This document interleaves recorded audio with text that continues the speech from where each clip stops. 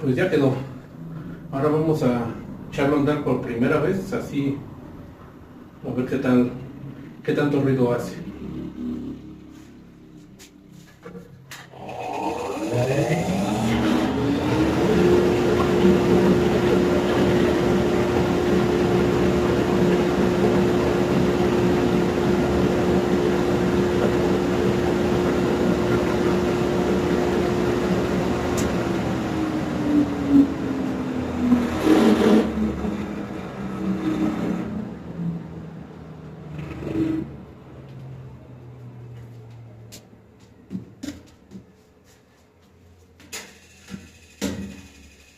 Pues al parecer no hace tanto como yo pensaba.